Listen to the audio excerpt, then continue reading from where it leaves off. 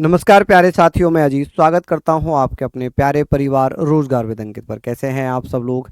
आशा है बहुत अच्छे होंगे, स्वस्थ होंगे, लाजवाब होंगे।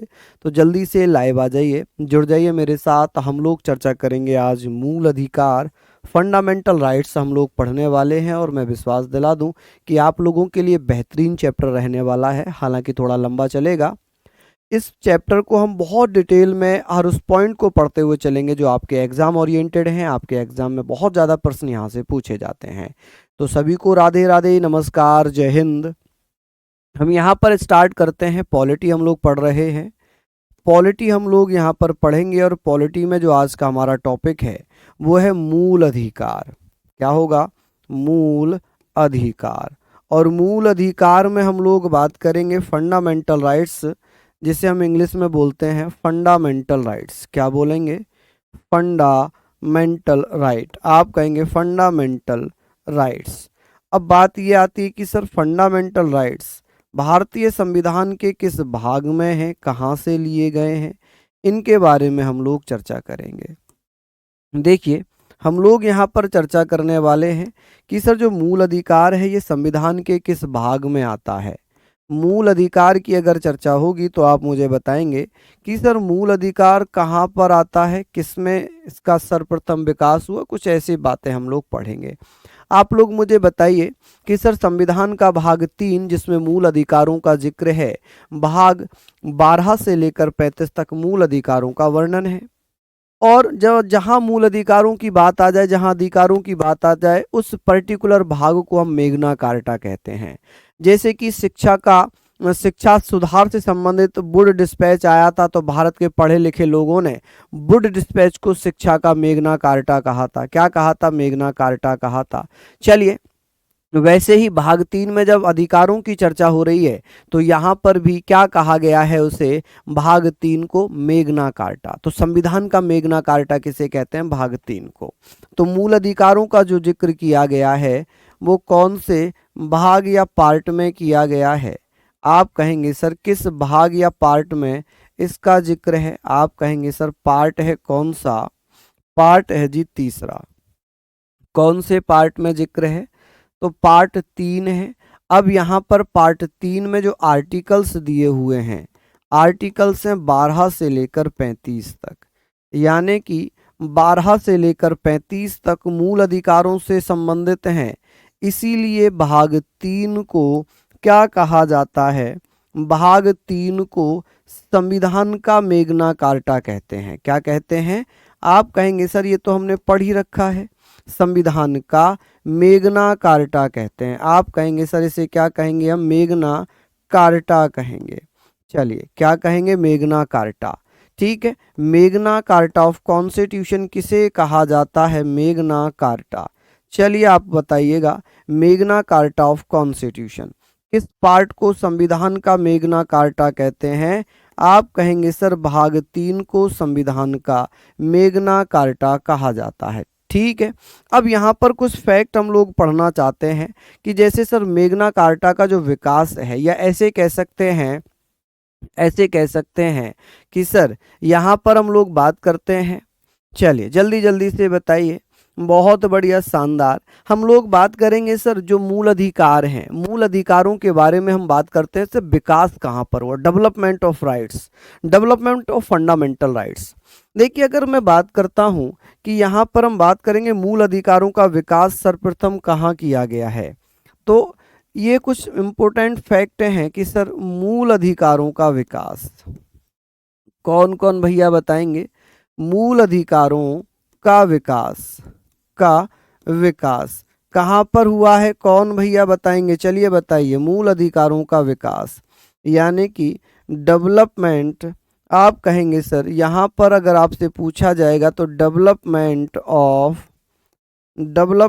ऑफ फंडामेंटल राइट्स किसकी बात होगी? आप कहेंगे सर फंडामेंटल राइट्स। ठीक है जी, क्या हो जाएगा? Fundamental rights. ठीक है, इसके बारे में हम लोग चर्चा करेंगे, राइट्स। अब चर्चा ये है, यहाँ पर हम लोगों ने बात कर ली है, यहाँ पर हम लोगों ने चर्चा कर ली है फंडामेंटल राइट्स। चलिए, अब ये चीजें जो हैं कि सर विश्व में सबसे पहला देश कौन सा था जिसका जिसका भैया सबसे पहले नाम आता है, तो आप कहेंगे सर कौन सा था, ब्रिटेन था। कौन था, ब्रिटेन। देखिए जून में उम्मीद है पॉलिटी की बुक आने की, जून में उम्मीद है, जून में आ जाएगी बुक हमारी, जिसमें सभी चीजें दी रही होंगी। हम बात कर लेते हैं यहाँ पर कि सर ब्रिटेन विश्व का पहला देश है जहां पर मूल अधिकारों की बात हुई। ब्रिटेन के एक राजा हुआ करते थे, राजा जॉन या सर जॉन, जिन्होंने एक रिटर्न डॉक्यूमेंट पेश किया जिसमें कुछ मूल अधिकारों की चर्चा की गई, या ब्रिटेन ने अपने नागरिकों को सर्वप्रथम लिखित दस्तावेज के माध्यम से मूल अधिकारों की बात की। चलिए तो यहां पर हम बात करेंगे सर ब्रिटेन में, कहां पर इसका सर्वप्रथम विकास हुआ है, ब्रिटेन में। और ब्रिटेन में भैया कब, तो आप कहेंगे सर ब्रिटेन में क्या हुआ था, एक भैया 15 जून 1215 में 1215 में राजा सर जॉन, आप कहेंगे राजा सर जॉन या जॉन द्वारा क्या किया गया, द्वारा ब्रिटिश नागरिकों को, किसे भैया, ब्रिटिश नागरिकों को, जो ब्रिटिश के लोग थे, नागरिकों को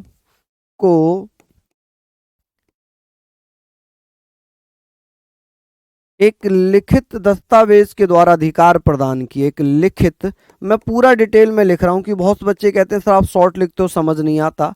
नागरिकों को लिखित यानी कि रिटर्न डॉक्यूमेंट के माध्यम से, रिटर्न डॉक्यूमेंट, तो मैं पूरा लिखूंगा भैया, आप लोग लिख लीजिए, डॉक्यूमेंट के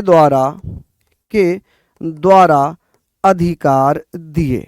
क्या किया जी, अधिकार यानी कि राइट्स दिए, अधिकार दिए। तो ये पहली बात हो गई।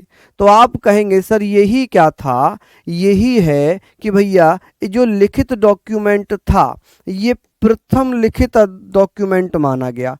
इसे क्या कहा गया, इसे प्रथम लिखित दस्तावेज कहा गया। क्या कहा गया, मूल अधिकारों से संबंधित पहला लिखित दस्तावेज या फर्स्ट रिटर्न डॉक्यूमेंट कौन सा माना गया है, तो जिसे राजा जॉन के द्वारा 1215 में पेश किया गया था और ब्रिटेन की जनता को मौलिक अधिकार दिए थे। क्या किया, मौलिक अधिकार दिए थे। ठीक है जी, यहां पर हमने पढ़ लिया, तो ये पहला दस्तावेज माना गया। अब क्या किया गया, एक बिल ऑफ राइट्स के नाम से ब्रिटेन में ही एक दूसरा रिटर्न डॉक्यूमेंट आता है, दूसरा दस्तावेज आता है, जिसमें 1689 में ब्रिटेन में मूल अधिकारों की बात हुई। ठीक है, तो ये आप लोग लिख लेंगे। चलिए, हाँ जी, बहुत बढ़िया, यहां तक आप लोग लिखें, बिल्कुल पेट के लिए भी आप ले सकते हैं इसको, कोई समस्या नहीं है। चलिए, अब बात आती है सर पहला रिटर्न डॉक्यूमेंट तो हो जाएगा, अब बात आती है सेकंड रिटर्न डॉक्यूमेंट कब आता है, सेकंड रिटर्न डॉक्यूमेंट कब आता है, तो आप ये भी बताइएगा कि सेकंड रिटर्न डॉक्यूमेंट, ठीक है, लिखित दस्तावेज, जिसे हम कहेंगे दूसरा लिखित दस्तावेज, दूसरा लिखित दस्तावेज कब आता है जी, लिखित दस्तावेज। ठीक है जी, लिखित दस्तावेज यानी कि दूसरा रिटर्न डॉक्यूमेंट भैया ब्रिटेन में कब आता है, आप कहेंगे सर ब्रिटेन में 1689 में पेश किया गया। कब, 1689 में पेश कर दिया। ठीक है जी, पेश किया। चलिए, जब यहां पर पेश किया, जिसे भैया क्या कहा गया, जिसे जो दूसरा लिखित दस्तावेज था इसे बिल ऑफ राइट कहा गया। क्या कहा गया, बिल ऑफ राइट्स कहा गया। ठीक है जी, क्या कहा गया, बिल ऑफ राइट्स कहा गया कि भैया जो बिल ऑफ राइट था ये कब और कहां पर पेश किया गया, तो आप कहेंगे 1689 में ये ब्रिटेन में ही पेश किया गया था। कहां पर, ब्रिटेन में ही पेश किया गया था। चलिए, ये हमने पढ़ लिए। ठीक है, 1215 क्यों लिखे हैं? क्योंकि 1215 में ही ये तिथि है, ये डेट है कि 1215 में ही ब्रिटेन के राजा थे सर जॉन, क्या नाम था जी उनका, सर जॉन के द्वारा भैया एक रिटर्न डॉक्यूमेंट पेश किया गया जिसे पहला लिखित दस्तावेज के नाम से जाना गया। किसके नाम से जाना गया? पहला लिखित दस्तावेज के नाम से जाना गया। चलिए यहां तक आप लोग नोट डाउन कर लीजिए। अब बात आती है कि सर जब विश्व में यहां पर इसका विकास हुआ तो हमने ब्रिटेन से क्यों नहीं लिए, हमने अमेरिका से क्यों लिए हैं, क्या कारण है? तो ये आप लोग भैया जल्दी से लिखिए, जल्दी जल्दी से लिखिए। आगे हम बात करते हैं, यहां तक आपने लिख लिया होगा, जल्दी से बताइए क्या इतनी चीजें आपने लिख ली? अब बात होती है कि सर भारत की अगर मैं बात करता हूं, मैं यहां पर बात करता हूं जी भारत की, यानी कि भारत में कहां से लिए गए हैं ये? आप कहेंगे सर भारत में जो मूल अधिकार हैं इनका विकास कब हुआ? तो भारत में इसका डेवलपमेंट कब हुआ? पहले तो मांग पढ़ते हैं, मांग, डिमांड पढ़ते हैं कि भारत में इसकी डिमांड कब होती है, भारत में इसकी डिमांड कब होती है? तो आप कहेंगे सर भारत में इसकी डिमांड कब होती है? चलिए बताइए। आप कहेंगे सर भारत में इसकी डिमांड होती है बाल गंगाधर तिलक के, बाल गंगाधर तिलक, आप जानते ही होंगे बाल गंगाधर तिलक, तिलक के, बाल गंगाधर तिलक के स्वराज विधेयक द्वारा। किसके द्वारा भैया? आप कहेंगे सर स्वराज विधेयक के द्वारा। स्वराज विधेयक, कौन सा विधेयक भैया? स्वराज विधेयक, यानी कि स्वराज बिल के द्वारा। किसके द्वारा भैया? स्वराज बिल, इसको आप लोग लिख सकते हैं स्वराज बिल, स्वराज बिल के द्वारा भारत में इसकी मांग हो गई। इसकी मांग हुई, फिर कांग्रेस भी मांग करने लग गई, कांग्रेस भी क्या करने लग गई? मांग करने लग गई। हालांकि कांग्रेस ने मूल अधिकारों का एक प्रस्ताव पेश किया। अब बात आती है सर हुआ क्या था?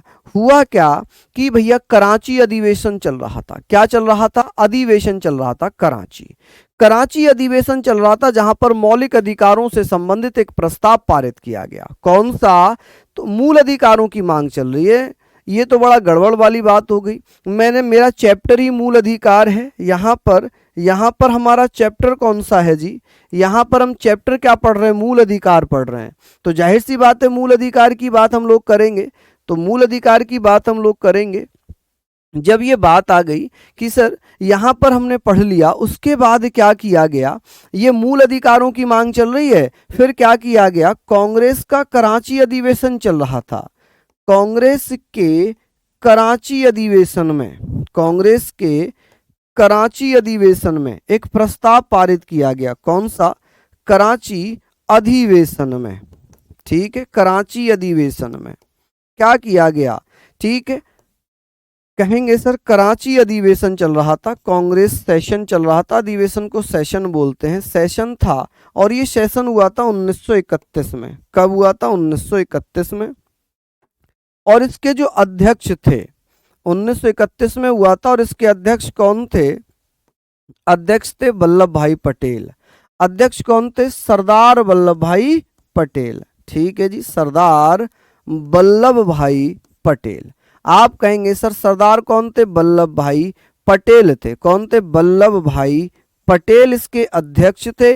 और इन्हीं की अध्यक्षता में इन्हीं की अध्यक्षता में क्या किया गया था? इसमें मूल अधिकारों का प्रस्ताव पास किया, मूल अधिकारों का प्रस्ताव पास किया गया, मूल अधिकारों का प्रस्ताव पास किया। ठीक है जी, क्या पास किया? प्रस्ताव, यानी कि बिल पास किया।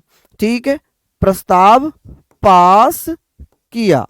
चलिए कि सर कांग्रेस का कौन सा अधिवेशन था जहां पर मूल अधिकारों का प्रस्ताव पास किया गया? वॉइस नहीं आ रही क्या? वॉइस तो प्रॉपर जा रही है, वॉइस तो प्रॉपर जा रही है। आप लोग प्लीज समझें, प्लीज समझें। चलिए बहुत बढ़िया, यहाँ पर हम लोगों ने सारी चीज़ों को पढ़ लिया, सारी चीज़ों के बारे में बात कर लिया। प्रिंट आउट निकाल सकते हैं पीडीएफ से, मैं पीडीएफ वाली प्रिंट आउट भी दूंगा, मतलब प्रिंट आउट वाली पीडीएफ भी दे दूंगा जो कंप्यूटराइज होगी। चलिए अब ये जो मूल अधिकारों का प्रस्ताव था, इसे पेश किसने किया था? इसे पेश या प्रेजेंट किसने किया था? इसे प्रेजेंट किया था पंडित जवाहरलाल नेहरू ने। किसने? पंडित जवाहरलाल नेहरू। आप कहेंगे पंडित जवाहरलाल नेहरू ने यह प्रस्ताव पेश कर दिया। ठीक है, पंडित जवाहरलाल नेहरू ने यह प्रस्ताव पेश किया कराची अधिवेशन 1931 में। ठीक है, इसके अध्यक्ष थे सरदार वल्लभ भाई पटेल और यह प्रस्ताव पास हुआ। ठीक है, क्या हुआ? यह प्रस्ताव पास हो जाता है। क्लियर? अब बात आ जाती है कि सर ये हमने पढ़ लिया। अब भारत में मूल अधिकार कहां से प्रेरित हैं? भारत में मूल अधिकार कहां से प्रेरित हैं? आप कहेंगे भारत में मूल अधिकार कहां से प्रेरित हैं, इंस्पायर्ड हैं? आप बताएंगे मूल अधिकार प्रेरित, भारत में मूल अधिकार प्रेरित कहां से हैं? तो आप मुझे बता सकते हैं क्या कि सर कहां से इंस्पायर्ड हैं? कौन साथी बता रहे हैं? इंस्पायर्ड कहां से होंगे? तो आप कहेंगे सर अमेरिका से। कहां से होंगे जी इंस्पायर्ड? अमेरिका से। ठीक है, आप कहोगे सर विकास तो ब्रिटेन में वो सबसे पहले हुआ था, लेकिन हमने अमेरिका से लिए हैं। हमने कहां से लिए हैं? अमेरिका से लिए हैं। ठीक है जी, आप ये ध्यान रखेंगे कि हमने ये अमेरिका से लिए हैं। अब आपके मन में एक डाउट आएगा कि सर अमेरिका का संविधान, अमेरिका का जो संविधान है ना, ये संविधान बना कब है? आप कहेंगे सर अमेरिका का संविधान बना कब था? कौन कौन साथी बता रहे हैं? चलिए बता दीजिए।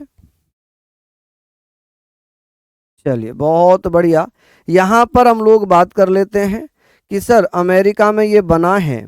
अब ये हमने पढ़ लिया अमेरिका का संविधान कब बना है। कौन कौन भैया बताएंगे अमेरिका का संविधान कब बना?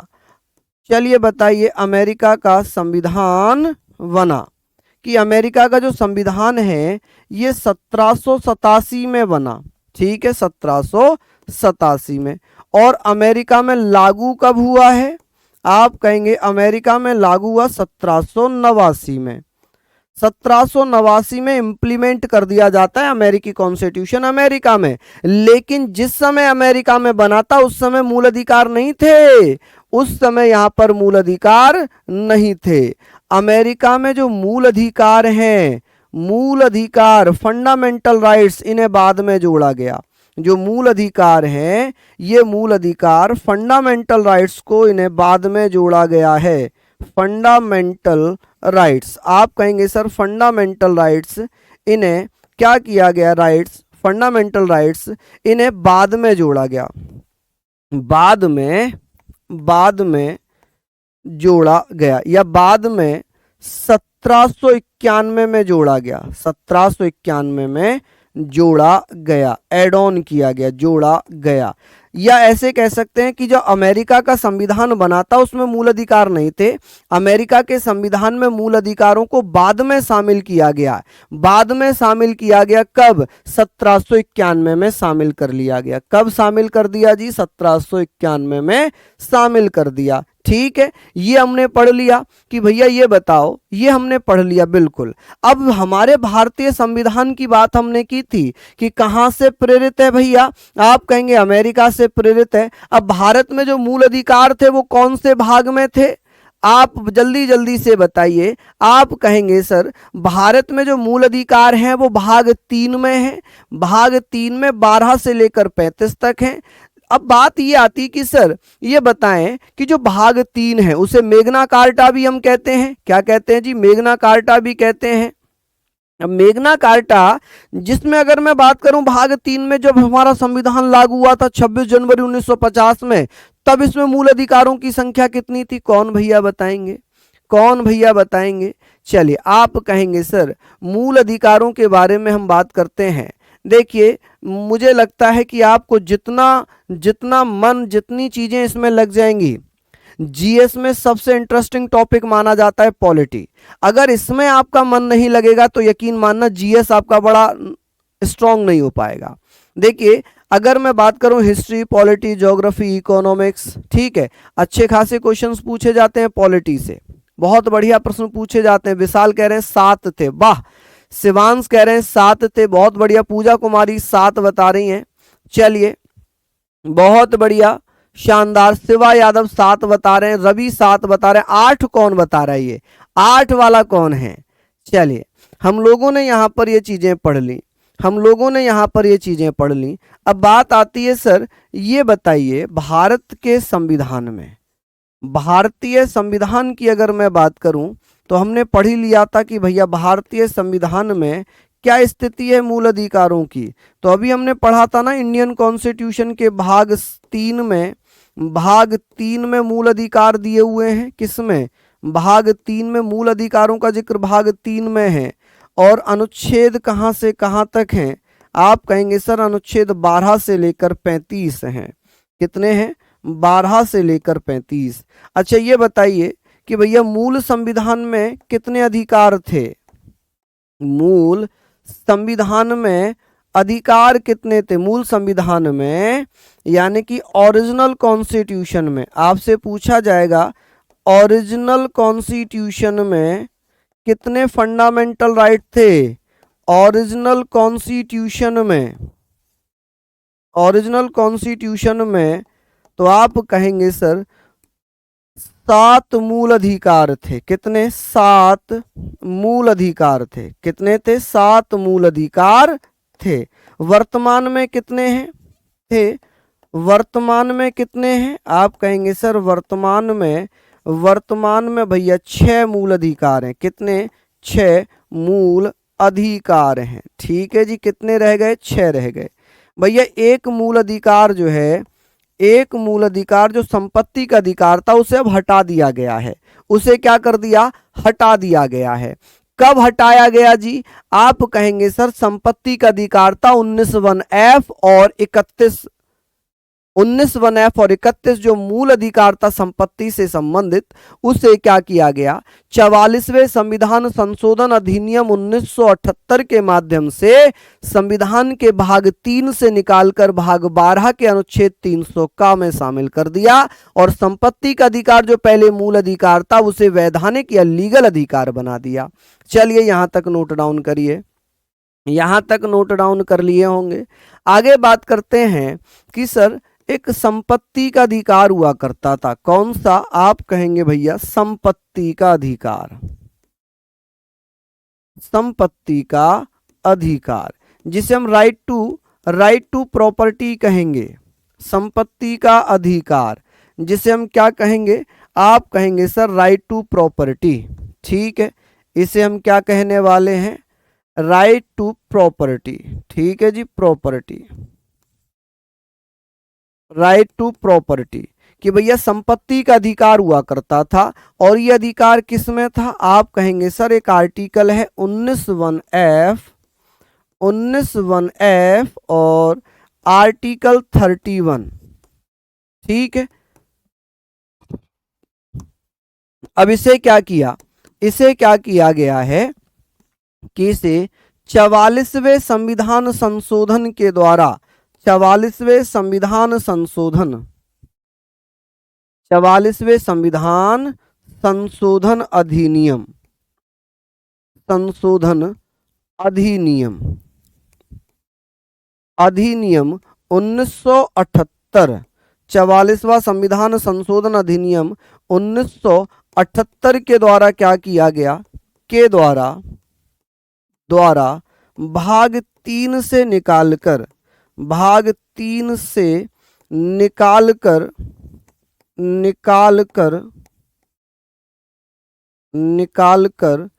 भाग 12 के अनुच्छेद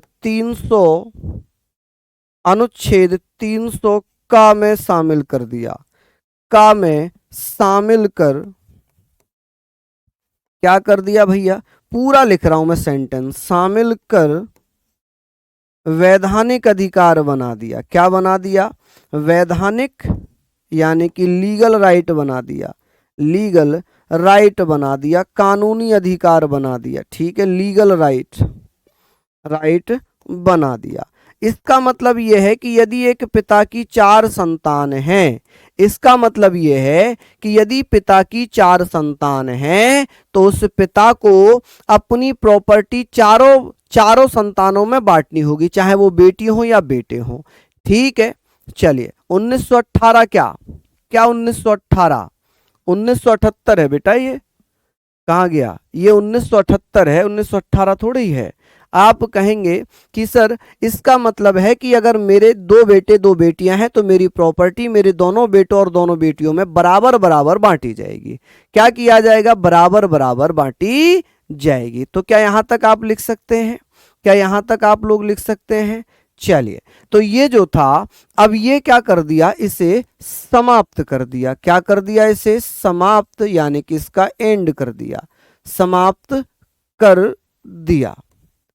इसे क्या कर दिया जी, समाप्त कर दिया। बहुत बढ़िया। ठीक है, 44वें संविधान संशोधन अधिनियम 1978 के द्वारा भाग 3 से निकालकर, किससे, भाग 3 से निकालकर किस में डाला, भाग 12 में, और अनुच्छेद 300 का में इसे वैधानिक या लीगल राइट, कानूनी अधिकार बना दिया कि एक पिता अपने बेटे को प्रॉपर्टी नहीं दे रहा है तो भैया वो बेटा कोर्ट जाकर अपने पिता से वो प्रॉपर्टी ले सकता है। ठीक है, अगर पिता प्रॉपर्टी नहीं दे रहे हैं तो पिता को ये बताना होगा वो क्यों नहीं दे रहे हैं, क्या कारण है कि बेटा जोहारी है, शराबी है, ठीक है, मानसिक रूप से पागल है। अगर वो ये सब कुछ नहीं है तो पिता को अपनी प्रॉपर्टी में से हिस्सा देना पड़ेगा। ठीक है, चलिए, लीगल का मतलब होता है कानूनी, कानूनी अधिकार। आवाज तो प्रॉपर चल रही है। चलिए, बहुत बढ़िया, यहां तक आप लोगों ने लिख लिया, यहां तक आप लोगों ने पढ़ लिया। अब बात आती है सर वर्तमान में मूल अधिकार कौन कौन से हैं जी। आप कहेंगे सर वर्तमान में 6 मूल अधिकार, 6 मूल अधिकार। पढ़ते हैं फिर एक एक करके, आर्टिकल्स भी पढ़ेंगे, अधिकार। ठीक है जी, कौन कौन से हैं उनके बारे में हम बात कर लेते हैं। 6 फंडामेंटल राइट्स। आप कहेंगे सर फंडामेंटल राइट। ठीक है, फंडामेंटल राइट्स कि भैया कौन कौन से 6 फंडामेंटल राइट्स हैं जी। आप देखिएगा, पहले पढ़िएगा, पहले आप लोग लिखिएगा कौन कौन से हैं। चलिए यहां पर मैं लिखता हूं, सबसे पहले है समानता का अधिकार। समानता, आप कहेंगे समानता या समता का अधिकार, समानता का अधिकार।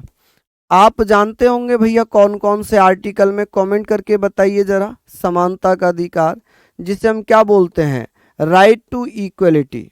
आप कहेंगे सर राइट टू इक्वलिटी, कि भैया राइट टू इक्वलिटी कौन से आर्टिकल में है।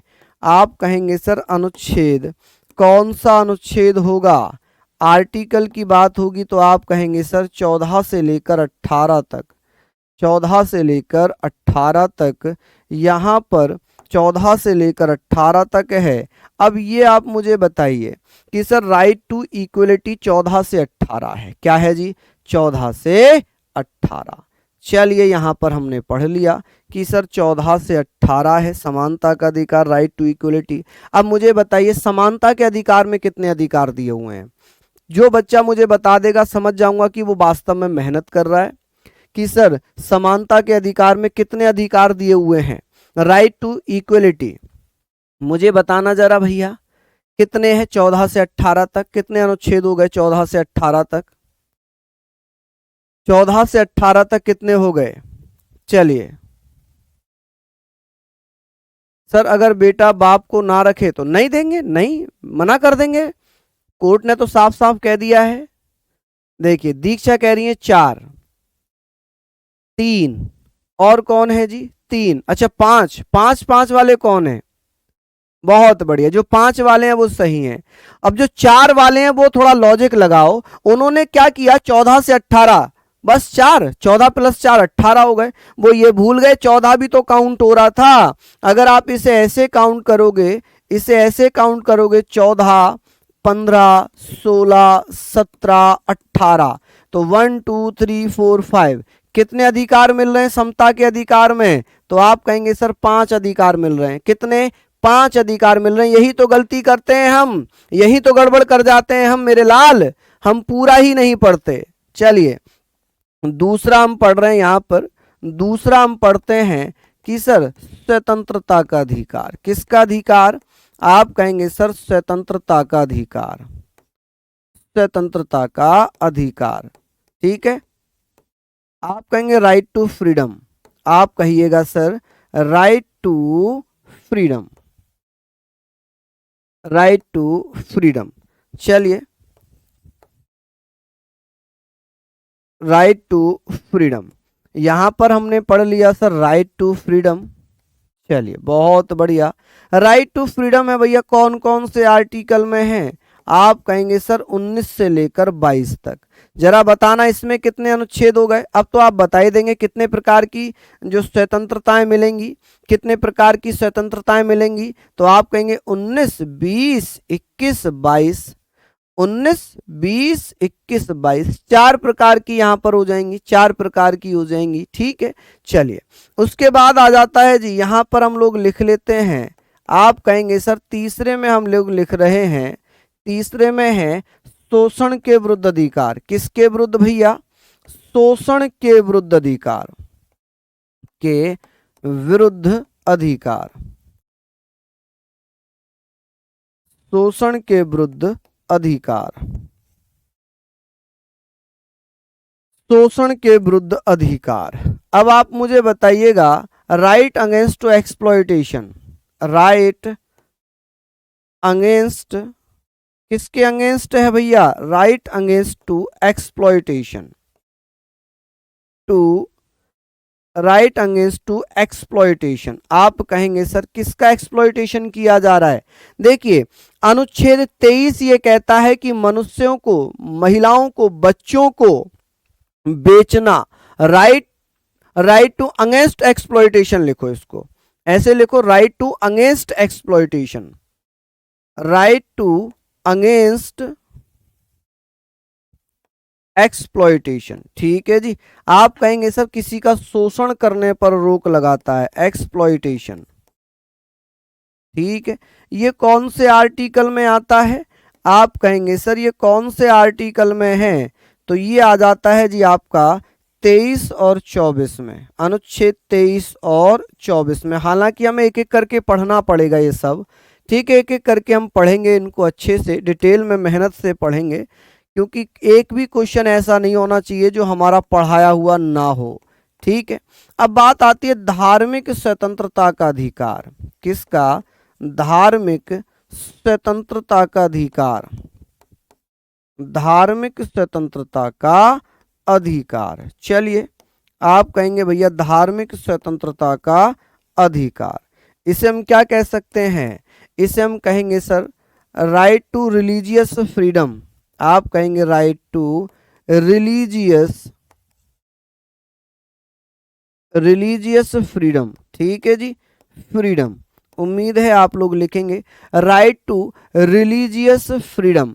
जब रिलीजियस फ्रीडम की बात हो गई तो आप कहेंगे सर ये किस में है? 25 से लेकर 28 तक, 25 से लेकर 28 तक हो जाएगा। चलिए अब बात आती है सर पांचवा अधिकार कौन सा है? पांचवा अधिकार है, आप कहेंगे सर पांचवा अधिकार सांस्कृतिक एवं शैक्षणिक अधिकार। आप कहेंगे सर सांस्कृतिक एवं शैक्षणिक अधिकार, शैक्षिक अधिकार,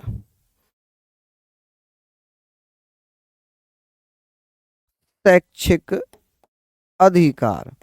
अब यहां पर कौन कौन से आर्टिकल इसमें है? अधिकार, इसे क्या बोलेंगे हम? आप कहेंगे sir cultural and educational right, cultural and educational right, educational right,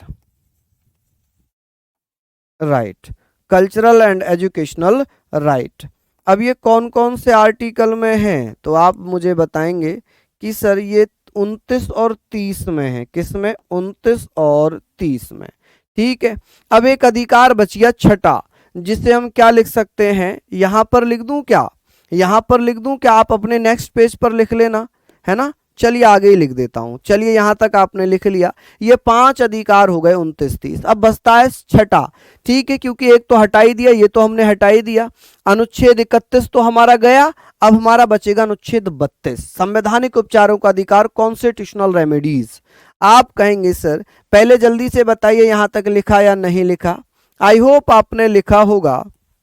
बात आती है कि सर एक आर्टिकल, यहां पर हम बात करेंगे छठा अधिकार हमारा कौन सा है। आप कहेंगे संवैधानिक उपचारों का अधिकार। किसका? संवैधानिक उपचारों का अधिकार। संवैधानिक उपचारों का अधिकार। चलिए बहुत बढ़िया, संवैधानिक उपचारों का अधिकार, यानी कि इसे क्या बोल सकते हैं? राइट अगेंस्ट, इसको हम बोलते हैं कॉन्स्टिट्यूशनल रेमेडीज। क्या बोलेंगे इसको? कॉन्स्टिट्यूशनल रेमेडीज, कॉन्स्टिट्यूशनल रेमेडीज, ठीक है जी, रेमेडीज। तो आप लोग बताइएगा भैया, कॉन्स्टिट्यूशनल रेमेडीज की बात हो रही है। रेमेडीज की स्पेलिंग मैंने गलत कर दी है ना, ME होता है, REMEDIES, रेमेडीज। अब ये कौन से आर्टिकल में आएगा? ये आर्टिकल है जी 32। कौन सा आर्टिकल है? 32, जिसमें सुप्रीम कोर्ट 5 रिट जारी करता है। कितनी रिट जारी करता है? 5 रिट जारी करता है। अच्छा यहां पर एक चीज लिखना कि सर एक नोट मैं यहां पर डालकर लिख रहा हूं, इसको आप लिखिएगा कि कौन थे जिन्होंने कहा था, जिन्होंने कहा था। वॉइस 2 बार आ रही है क्या? नहीं, वॉइस तो एक ही बार जा रही है भाई। चलिए हमने ये सारी चीजें पढ़ ली, सारी चीजें पढ़ ली। हाँ जी, इसमें अगर आप देखें, यहां पर अगर आप ऐसे देखेंगे ना, इसमें कितने, मैं लिख ही देता हूं अगर आपको डाउट है तो। 19 है, 20 है, 21 है, 21A है, और आप कहेंगे 22 है। तो 1 2 3 4 5, 21A। तो इसमें तो 5 अधिकार मिल रहे हैं ना आपको। ऐसे आप काउंट करके लिख सकते हैं, उसमें कोई बहुत बड़ा इशू नहीं है। चलिए अब इसमें किसने कहा था कि यह संविधान की आत्मा व हृदय है? हालांकि मैंने सर 31 बच गया ना। ओहो अंसारी, मेरा मन, अगर आप मेरे सामने होते तो मैं आपको बहुत तेज डिजिटल घूंसा मारता। ये मैंने क्या लिखा था जी? अनुच्छेद 31 समाप्त कर दिया गया है। अब जो संपत्ति का अधिकार है वो मूल अधिकार नहीं है, तभी तो अनुच्छेद 31 समाप्त हुआ ना। बहुत तेज घूंसा मारता, बहुत तेज। बूझे, बूझे हैं, खतरनाक बच्चे हो रहे हो आप। चलिए आप कहेंगे सर बाबा साहब भीमराव अंबेडकर ने कहा था कि जैसे जैसे समय में बदलाव आएगा वैसे वैसे संविधान में संशोधन की आवश्यकता भी पड़ेगी, और वैसे वैसे सुप्रीम कोर्ट जो है याचिकाएं भी दायर करेगा, याचिकाएं भी जारी करेगा। लेकिन अगर कोई व्यक्ति कहता है कि संविधान खराब है तो वह व्यक्ति खुद ही खराब है। इसीलिए उन्होंने अनुच्छेद 32 को मौलिक अधिकारों का संरक्षक बता दिया, ठीक है, और कहा कि अनुच्छेद 32 ये जो है डॉक्टर भीमराव अंबेडकर के अनुसार, doctor BR Ambedkar, doctor BR Ambedkar, doctor BR Ambedkar, ठीक है जी। डॉक्टर BR अंबेडकर ने अनुच्छेद 32 को, अनुच्छेद 32 को संविधान की आत्मा व हृदय कहा। संविधान की आत्मा व हृदय कहा कि आत्मा, आत्मा व हृदय कहा, कहा। चलिए हम लोग यहाँ पर बात कर ले रहे हैं कि ये सारी चीजें आप पढ़ेंगे कि भैया बहुत बढ़िया प्रश्न बन जाते हैं। आप मुझे बताइएगा कि सर ये संविधान की आत्मा व हृदय यानी कि कहा, किसे कहा है भैया? तो आर्टिकल 32 को क्या कहा था इन्होंने? इन्होंने कहा था soul, soul and heart of constitution, of constitution. किसे कहा था जी? आप कहेंगे सर अनुच्छेद 32 को। किसने कहा था? अंबेडकर साहब ने। हालांकि संविधान की आत्मा प्रस्तावना को कहते हैं। किसे कहते हैं? प्रस्तावना को कहते हैं। ठीक है, चलिए अब बात आ जाती, ये तो हमने पढ़ लिया, लेकिन किसी बच्चे ने ये नहीं पूछा कि सर जो अनुच्छेद 12 है 13 है ये कहाँ चले गए, ये कहाँ चले गए? किसी बच्चे ने जवाब नहीं, ये किसी ने नहीं कहा, किसी ने भी नहीं पूछा। जबकि मैंने स्टार्ट कहाँ से किया है? मैंने तो 6 मूल अधिकार बताए, 12 13 तो मैंने बताया ही नहीं आपको, और आपने पूछा भी नहीं, है ना। चलिए अब बताते हैं, ये तो हो गए 6 मूल अधिकार। ठीक है, तो फिर 12 और 13 में क्या दिया हुआ है? 12 और 13 में क्या दिया हुआ है? चलिए मैं बताता हूं। अनुच्छेद 12 में क्या लिखा है? आप कहेंगे सर अनुच्छेद 12 में राज्य शब्द को परिभाषित किया गया, डेफिनेशन ऑफ स्टेट। आप कहेंगे सर राज्य की परिभाषा है, राज्य की परिभाषा है। राज्य की परिभाषा कैसे होगी? भारत सरकार से, संसद से, राज्य विधानमंडल से, राज्य सरकारों से, स्थानीय निकायों से, लोकल बॉडीज से, और अन्य निकायों से, अदर बॉडीज, यानी कि ठीक है अदर अथॉरिटीज भी होगा। चलिए पूछा था, चलिए बहुत बढ़िया, शानदार। तो भैया हमने 6 अधिकार वहां पर पढ़ लिया। अब हम एक एक करके आर्टिकल पढ़ना स्टार्ट करते हैं। 12 13 14 15 16 17 18 सीक्वेंस में पढ़ते हुए चलेंगे। चलिए चलिए बहुत बढ़िया, आप लोग भैया बताएंगे। हाँ जी बहुत बढ़िया, क्या कह रहे हैं ये गुरुजी? वैसे तो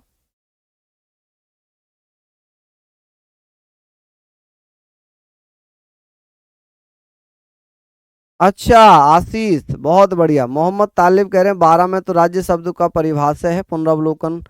चलिए बिल्कुल बिल्कुल, मैं बता देता हूँ इनको प्रॉपर, मैं आपको समझा देता हूँ भैया। यहाँ पर आपको समझने की आवश्यकता है, मैं बिल्कुल भैया इनको ज़रूर समझाऊंगा, तो आप लोग भैया अच्छे से पढ़ लीजिए। चलिए बहुत बढ़िया, यहाँ तक तो आपने पढ़ ही लिए ना सारी चीज़ें, बताएं जल्दी से। हाँ, आप कहेंगे सर राज्य की परिभाषा, डेफिनेशन ऑफ स्टेट। चलिए हमने यहाँ पर पढ़नी है राज्य की परिभाषा। अनुच्छेद 12 क्या कहता है? राज्य की परिभाषा, राज्य की परिभाषा, ठीक है जी, राज्य की परिभाषा, यानी कि आप लोग यहाँ पर समझेंगे डेफिनेशन। आप कहेंगे सर डेफिनेशन ऑफ स्टेट।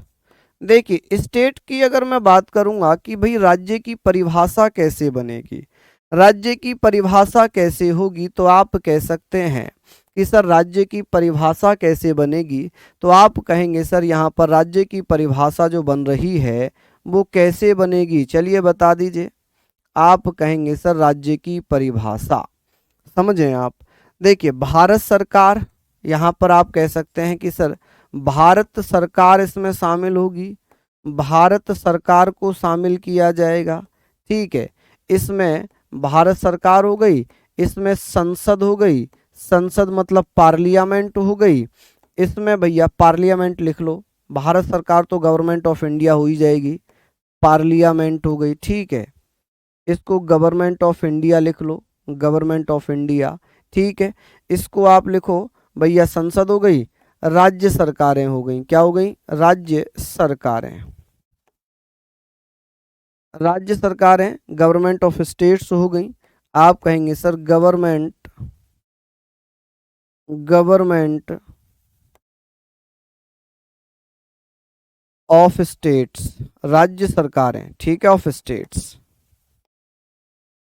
आगे बात करते हैं गवर्नमेंट ऑफ स्टेट, यहाँ पर आप पढ़ेंगे कि सर ये हमने स्टेट्स ही पढ़ना है। चलिए आगे बात करते हैं स्थानीय निकाय, स्थानीय निकाय, स्थानीय निकाय हम किसे बोलते हैं? स्थानीय निकाय यानी कि लोकल अथॉरिटीज। आप कहेंगे sir local authorities, local authorities. चलिए और अन्य निकाय भी इसमें शामिल हो जाएंगे, अन्य निकाय। ठीक है जी, अन्य निकाय जैसे कि कोई संस्थाएं हो गई, सरकारी बैंकें हो गई, सरकारी नगर निगम, या ये सारी चीज़ें आ जाती हैं, तो आप कहेंगे सर अदर अथॉरिटीज। क्या कह सकते हैं आप? Other authorities. चलिए, ये सारे पॉइंट हमने यहां पर पढ़ लिए, सारे पॉइंट हमने यहां पर पढ़ लिए। ठीक है, चलिए, बहुत बढ़िया।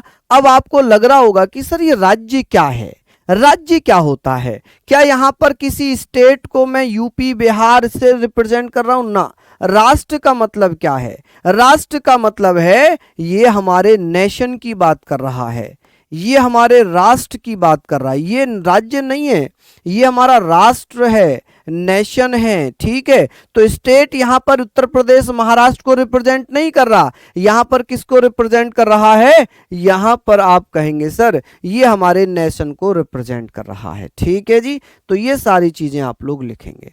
भारत सरकार, संसद, राज्य सरकार, राज्य विधानमंडल। ठीक है, ये सारी चीजें हम लोग पढ़ते हुए चलेंगे। चलिए आगे बात करते हैं सर, यहां पर अनुच्छेद 13 क्या कहता है? आर्टिकल 13 में क्या है? चलिए, बहुत बढ़िया, शानदार, लाजवाब। तो यहां पर हम लोग बात करेंगे, सारी चीजों को हमने पढ़ लिया। अब बात आती है सर अनुच्छेद 13 में क्या लिखा है। आर्टिकल 13 आज लास्ट करूंगा आर्टिकल 13 पे, कल अनुच्छेद 14 से पढ़ाऊंगा। ठीक है, अनुच्छेद अनुच्छेद 13 में लिखा है कि राज्य द्वारा ऐसा कोई कानून नहीं बनाया जाएगा, राज्य द्वारा ऐसा कोई कानून, कोई कानून नहीं बनाया जाएगा, नहीं बनाया जाएगा जिससे जिससे मूल अधिकारों का उल्लंघन हो, जिससे मूल अधिकारों का उल्लंघन हो। क्या हो? अधिकारों का उल्लंघन हो। क्या हो जी? उल्लंघन, उल्लंघन हो। अच्छा, यही कारण है कि अनुच्छेद 13 को क्या कहते हैं? नोट यहां पर लिख दें, एक नोट में यहां पर लिख दूं, नोट, NOTE, नोट। नोट में आप ये लिखना है, अनुच्छेद 13 को, अनुच्छेद 13 को क्या कहा गया है? सहज, सहज प्रहरी, सहज प्रहरी कहा गया है। सजग प्रहरी, क्या कहा गया है? सजग प्रहरी, सजग प्रहरी कहा जाता है, प्रहरी। एवं मूल अधिकारों का गारंटर कहा जाता है, मूल अधिकारों का, अधिकारों का गारंटर कहा जाता है। क्या कहते हैं जी? गारंटर कहा जाता है, कहा जाता है। ठीक है, क्योंकि ये भैया कहता है कि कोई भी ऐसा मूल अधिकार का उल्लंघन करने वाला कानून अपने आप शून्य या समाप्त हो जाएगा। ठीक है, ये कह रहे हैं कि उल्लंघन हो, अगर जिससे कोई उल्लंघन होता है, ऐसा कोई कानून बनाया भी गया है, तो वह कानून अपने आप शून्य हो जाएगा, अपने आप क्या हो जाएगा? शून्य हो जाएगा। तो ये आप लोग हाँ जी लिख लीजिएगा, उम्मीद है कल हम पढ़ेंगे अनुच्छेद 14 से। ठीक है, एक तो ये मुझे कोल्ड मेरा पीछा नहीं छोड़ रहा है। चलिए, हाँ जी, बिल्कुल, इसमें थोड़ा सा और डिटेल पढ़ना पड़ेगा दिनेश जी। चलिए, तो आप लोग इसको अच्छे से पढ़ लीजिए, बेहतरीन तरीके से पढ़िएगा। फिर हम मिलेंगे आप लोगों से, तब तक के लिए जय हिंद, जय भारत।